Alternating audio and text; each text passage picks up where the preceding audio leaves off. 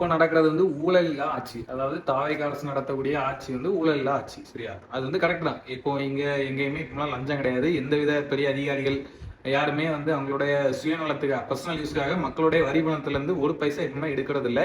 அதாவது இப்போ வந்து ஊழல் இல்லாத ஆட்சி. கரெக்ட். ஃபர்ஸ்ட் வந்து ஊழல்லாம் என்ன? மக்களுடைய வரி பணத்தை யாருக்கும் தெரியாம தன்னுடைய சுயநலத்துக்காக சொத்து வாங்குறது, கார் வாங்குறது, அது இதுன்ட்டு அந்த மாதிரி மக்களுடைய வரி பணத்துல இருந்து கள்ளத்தனமா எடுக்கக்கூடியதுதான் ஊழல்.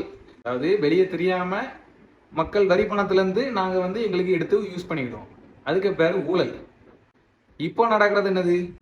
மக்களுக்கு வந்து நாங்க எல்லாமே சொல்லிடுறோம். எம்எல்ஏ எல்லாருக்குமே வந்து இப்போ வந்து கார் கொடுக்கறதாட்டு சொல்லிடுறாங்க. எம்எல்ஏக்கு வந்து மாசம் மாசம் 1,00,000 ரூபாய் சம்பளம் வரும். அது மட்டும் இல்லாம காருக்கு 75,000 ரூபாய், மெயின்டெனன்ஸுக்கு 75,000 ரூபாய். அது மட்டும் இல்லாம அவங்களுக்கு ஒரு அசிஸ்டன்ட் டிரைவர் அந்த மாதிரி வைக்கிறதுக்கு 25,000 ரூபாய் எக்ஸ்ட்ரா, ஒரு 1,00,000 ரூபாய்க்கு இது பண்ணி, அது மட்டும் இல்லாம எக்ஸ்ட்ரா ஒரு கார். அது நம்ம யாருக்கெல்லாம் கார் இல்லாதவங்களுக்குன்னு பார்த்து கொடுக்கல. அவங்களுடைய சொத்து அதெல்லாம் பார்த்து தகுதி அதுலலாம் நாங்கள் வந்து பார்சியாலிட்டி, அதாவது இந்த தகுதி பார்த்து கொடுக்க மாட்டோம். எல்லாருக்குமே கொடுத்துருவோம். 234 எம்எல்ஏக்கும் கொடுத்துருவோம்.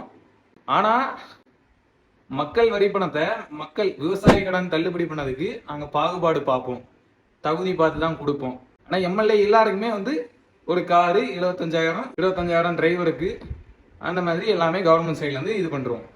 எல்லா எம்எல்ஏக்குமே கார் தேவைன்னு பார்த்தா தேவைதான். ஆனா ஒரு எம்எல்ஏக்கு மாசம் சம்பளம் எவ்வளவு? 1,00,000 ரூபாய்.